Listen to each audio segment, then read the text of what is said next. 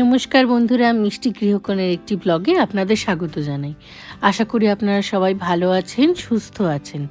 আজকে হলো সোমবার, এখানে গিনি উঠে পড়েছে, আমিও স্কুলের জন্য ওকে তৈরি করে দিচ্ছি। আর ওখানে ওর চান হয়ে গেছে, টিফিনও রেডি হয়ে গেছে। এবারে দেখি ওকে তাড়াতাড়ি স্কুলে পাঠাতে হবে। বাসি জামা পরে আছে বাবা, এক্ষুনি নিয়ে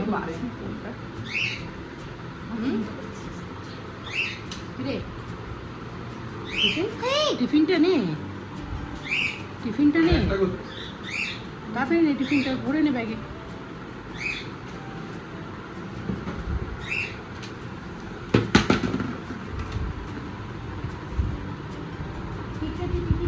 ছাতুটা খেয়েছে গো?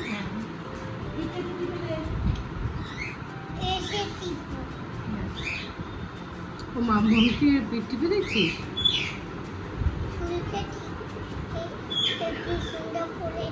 তুই আর হেয়ার স্টাইলিস্ট হোস না বাবা, ছেড়ে দে। মামামের চুল নিয়ে এখন বসেছে।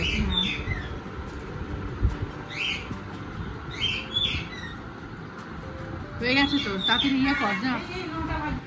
বাবা জামা চেঞ্জ করে দিল, বাসি জামা পরেছিস কেন? কি আমাকে বললো ওটা?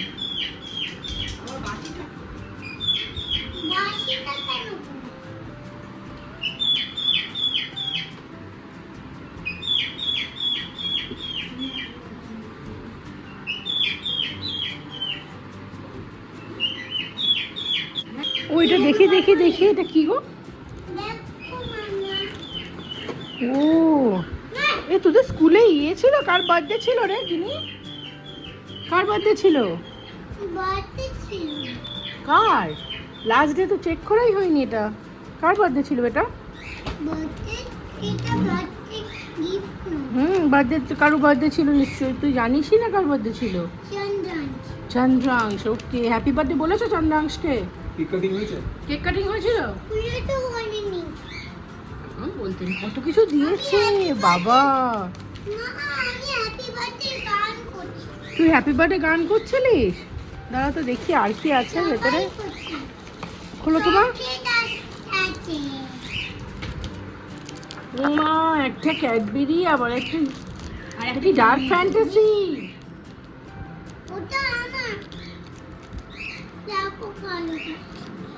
বাহ, এটা তোমার জন্য এনেছি, এটা খাবো। Thank you. আর সবাই মিলে খাবো, আমি, পাপা, মাম্মাম, তুমি। পাপাকেও দেবে? সবাইকে দেবো, কেন দেবো না? ঠিক আছে, তোমার দেরি হয়ে গেছে মা, 9টা বাজতে চললো। তাড়াতাড়ি যাও, স্কুলে রেডি বেরিয়ে যাও। এসে আমরা সবাই মিলে দেখবো। খুব সুন্দর হয়েছে তোমার গিফটগুলো। ঠিক আছে।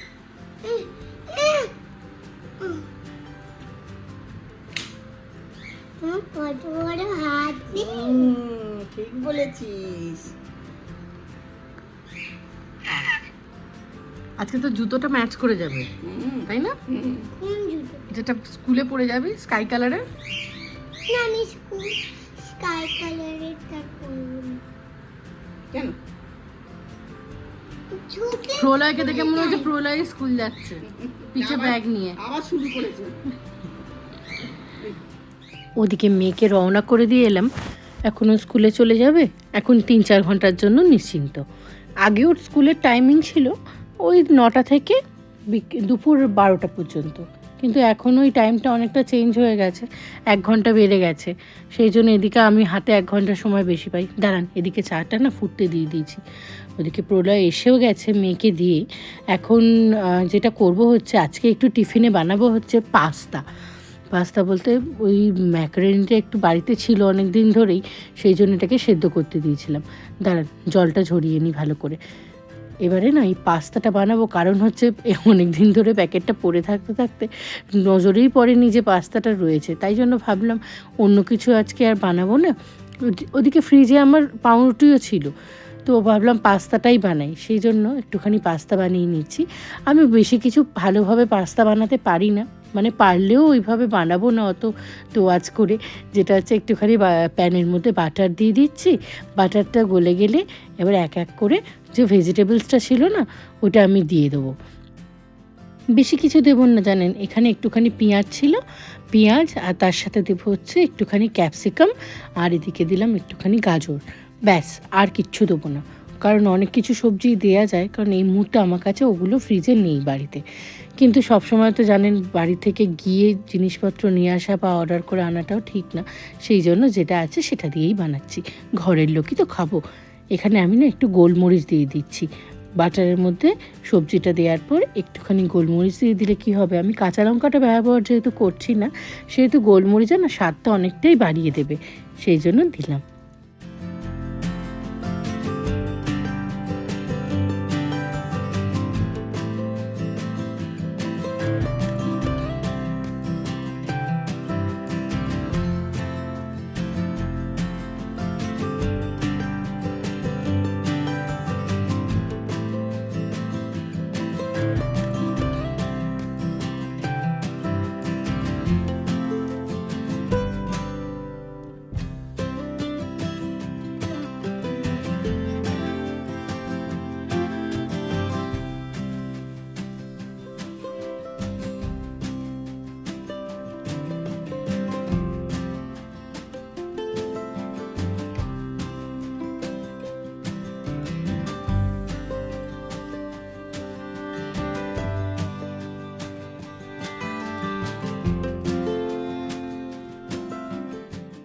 মার পরে ওখানে বসে বসে ব্রেকফাস্টটা কমপ্লিট করছি, আমি এখানে ঠাকুর পুজোটা দিয়ে দিলাম, কারণ আজকে মা পুজো দিতে পারিনি, আমি সেই জন্য ভাবলাম আমি আজকে পুজোটা দিয়ে নিই।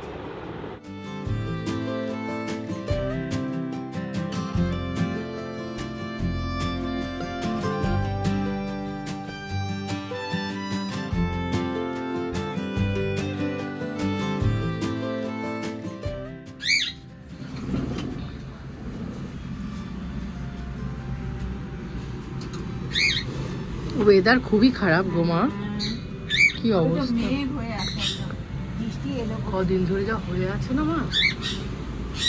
মাঝে মাঝে তো ঝিরঝির ঝিরঝির করে যাচ্ছে।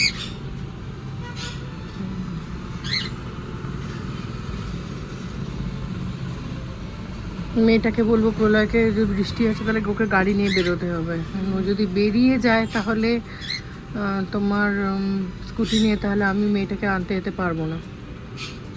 দেখি ওকে বলতে হবে তুমি যদি বেরো তাহলে গাড়ি নিয়ে বেরো, কারণ যা আকাশের অবস্থা দেখো, হ্যাঁ, সাংঘাতিক হয়ে গেছে, মেঘ করেছে প্রচন্ড।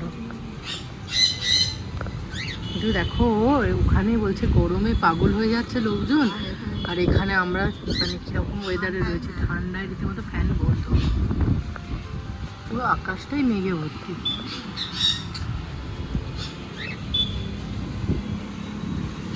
চলো কি রান্না বান্না হবে আজকে দেখে নাও, রান্নাটা করে নি।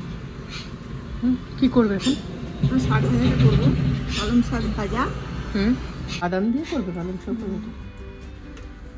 ও দুটো শাক রয়েছে তো এখানে, এখানে রয়েছে আবার এখানে রয়েছে। একটাতে ধরবে না বলে তাই। ও আচ্ছা, দু রকম শাক করবে নাকি?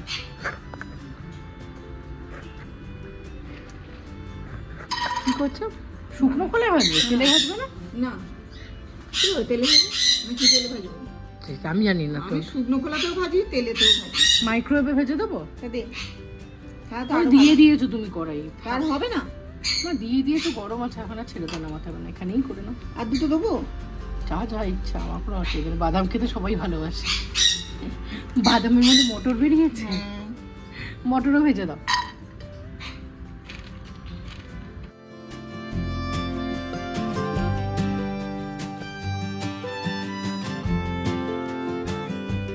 কুমড়ো দে।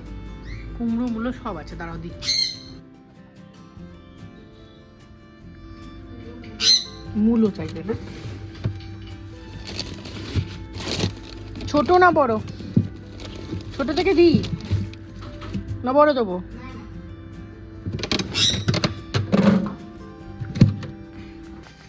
নাও, বলি।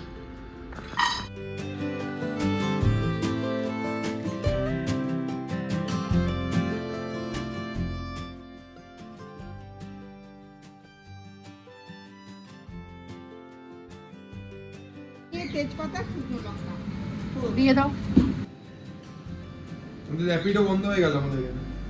হুম র্যাপিডো বন্ধ হয়ে গেল, বাইক ট্যাক্সি কেন গভর্নমেন্ট থেকে ব্যান করেছে। র্যাপিডো? হাইকোর্টে। এই তুমি আগে অফিসে যেতে না র্যাপিডো করে? সে মাঝে মাঝে যখন গাড়ি সেই আমি তোমার খুব কম গেছি, সার্ভিসিং দেওয়ার থাকতো। আমি তো খুব কম গেছি, র্যাপিডো ইউজ করতাম না। তবে অনেক লোক ইউজ করে, অনেক সস্তায় হয়। হবে না। এই তুমি স্কুটি নিয়ে যাচ্ছ, যদি তুমি ফিরতে না পারো তখন তো আমাকে তাহলে মেয়েটাকে আনতে যেতে হবে। আমি ওই আসছি, ঠিক আছে। চলে আসবে। আমি মেয়েকে নিয়ে আর একটুখানি যদি মাছ পাও ভালো, দেখো না। মজা আছে পাবো না কালকে। আমি কি অনলাইনে দেখবো? না। বাই। টাটা। গল্প করতে করতে এদিকে মায়ের রান্নাও প্রায় হয়ে এসেছে। এখন মা দিল আলু, কুমড়ো, মূলো, বেগুন সব কিছু একসাথে দিয়ে দিয়েছে। পালং শাকের চচ্চড়িটা করবে, কিন্তু তার আগে ওই যে দেখলেন না মা এখানে বাদাম ভেজেছিল, বাদাম ভাজাটা কিন্তু বাদাম ভাজার মতনই থাকলো। আমি আসছি, টুকটুক করে হাতে করে তুলছি, দিয়ে খেয়ে নিচ্ছি। শুধু আমি নয়, আমি একাই বা কেন পাপ করব বলুন, তাই মাকেও দিচ্ছি, প্রলয় যাওয়ার আগে প্রলয়কেও 2-4টে হাতে দিয়ে দিয়েছি, কিন্তু বসে বসে বাকিটা এখন আমিই খাবো। তেলের মধ্যে জিরে ফোড়ন দিয়ে সবজিগুলো তো এর আগে দিয়েছিল, এখন ওই পালং শাকটা যেটা ধুয়ে রেখেছিল না, ওটা এবার চচ্চড়িতে দিয়ে দিচ্ছে। মা বললো এটাতে নাকি একদমই জল দেবে না। আমি তো আবার পালং শাকের চচ্চড়িতে জল দিয়ে রান্না করি। এখন না অনেক ইউটিউব হয়েছে, সব কিছু প্ল্যাটফর্ম হয়েছে, সোশ্যাল মিডিয়া, কিন্তু আগে তো মানুষের দেখেই শিখতো। বাড়িতেও সত্যি কথা বলতে অত রান্নাবান্না করিনি, কিন্তু এখন যেটা হয়ে গেছে যে মাও এখানে থাকে না, মানে আমি আমার 2 মায়ের কথাই বলছি। শাশুড়ি মা থাকেন কোন্নগরে, আর আমার মা থাকে চুঁচুড়াতে, হুগলি চুঁচুড়া। তো এবারে কি হয়, ওদের কাউকেই আমরা দেখতে পাই না চোখের সামনে যে রান্নাগুলো তাদের মতো পদ্ধতিতে আমরা সেগুলো করব। তো নিজেই একরকম মানে সেট করে সেই পদ্ধতিতে বানিয়ে নিই। এখানে কিন্তু মা আদা দিয়ে দিয়েছে, আদা বাটা, এবার দিচ্ছি একটুখানি জিরে গুঁড়ো আর একটুখানি হলুদ দিয়েছে। এবারে আমাকে বললো যে একটু চিনিটা দিয়ে দে। তো এখানে চিনির কৌটোয় চিনি ঢালতে গিয়ে দেখি যে চিনি শেষ, সেই জন্য ভাড়ার ঘরে যেখানে তোলা থাকে একটু বেশি করে সংসারের জিনিস যেখান থেকে ঢেলে ঢেলে রান্না করি, সেইখান থেকে মা ঢেলে নিল। আমি এখানে 2 চামচ মতো চিনি দিলাম, বললে এটাতেই হয়ে যাবে। এবার এটাকে ভালো করে মিক্স করে নিচ্ছে। মানে সবজি রান্না হলে কি হবে, এই যে রান্নার অদ্ভুত যে একটা সুগন্ধ, কি বলবো। এখানে মায়ের রান্নাটা কমপ্লিট হয়ে গেছে, বাটিটা বার করে নিয়ে এবারে মা এটা ঢেলে নেবে।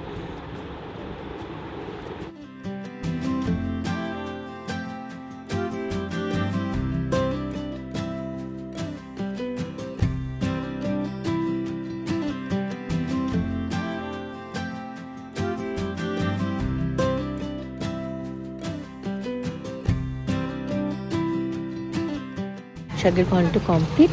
এবারে হচ্ছে এর মধ্যে বললো মা এই ভাজা যে বড়িটা ছিল না, বড়িটাকে না হামালদির সাথে থেতো করে রেখেছিল, ওইটা দিয়ে দিতে বললো। ব্যাস, উপর থেকে শুকনো লঙ্কাটা দিয়ে দিয়েছে, দেখতে বেশ ভালো লাগছে। আপনারা তো জানেন আমি সব খাবার দাবার রান্না করার পরে মাইক্রোওয়েভের ভেতরে রেখে দিই, প্রয়োজন পড়লে বার করতে হয় ঠিকই, কিন্তু আমার অনেক সুবিধা হয়। আজকে বাড়িতে শুধুমাত্র ওই পালং শাকের ঘন্টটা হয়েছে, তাই মা বললো যে আজকে একটু পেঁয়াজ পোস্ত বানিয়ে নে। ডিম ফিম খেতে ইচ্ছে করছিল না। দাঁড়ান, সকালবেলা না এই পার্সেলটা ডেলিভার করে গেছে। এটা কি বলুন তো? এটা হচ্ছে একটা বিছানার চাদর। তো বিছানার চাদরটা আমি অ্যামাজনে অর্ডার দিয়েছিলাম।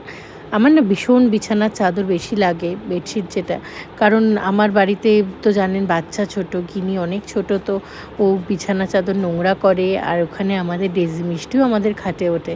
তার ফলে কি হয়, অনেক সময় না নোকে ওদের যে নোকটা আছে, নোকে ওই বেডশিটগুলো কেটে যায়।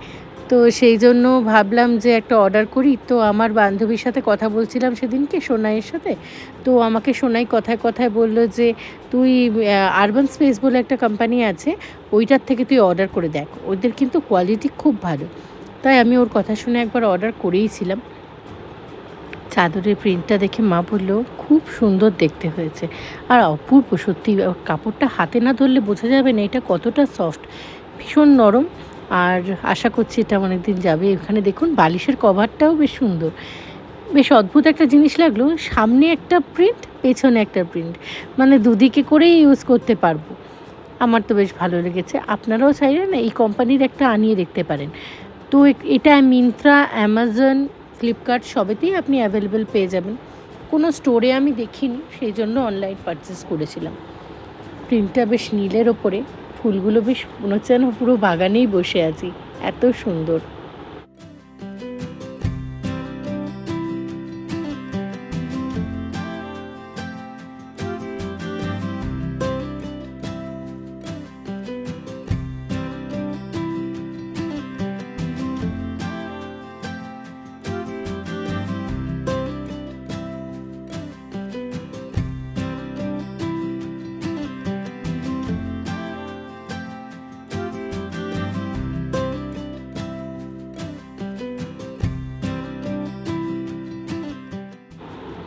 ওইদিকে মা তো পালং শাকটা সকালবেলা বানিয়েছে, তাই মাকে বললো, মা আমি আজকে পেঁয়াজ পোস্তটা বানাই। জানি মায়ের মতো স্বাদ হবে না, তাও ট্রাই করি। এর আগে আমি পেঁয়াজ পোস্ত বানিয়েছি। আমি কোনো দিনও বিয়ে হওয়ার আগে পেঁয়াজ পোস্ত খাইনি, শ্বশুরবাড়িতে এসে প্রথমেই পেঁয়াজ পোস্ত খাই এবং আমার এত ভালো লাগে। তারপর থেকে প্রত্যেক সপ্তাহের মেনুতে আমাদের এই পেঁয়াজ পোস্ত থাকে, কারণ প্রলয়ের যদি ভাতের পাতে পেঁয়াজ পোস্ত পড়ে তাহলে আর ওরা কিছু চাই না। আর ওর সাথে সাথে এখন আমিও ওর দলে। তো এখানে প্রথমে না একটুখানি পোস্ত আমি মিক্সিতে গুঁড়িয়ে নিচ্ছিলাম, তারপরে এটা করেছি। আর এখানে সব কিছু হয়ে গেছে, আমরাও এখন খেতে বসে গেছি। কিছু ভাজাও ছিল আর এই যে পেঁয়াজ পোস্তটা। তো চলুন আমরা এখন লাঞ্চটা করে নিই। গিনিকেও আজকে আমাদের সাথেই বসিয়েছি। কালকের ব্লগে দেখা হচ্ছে।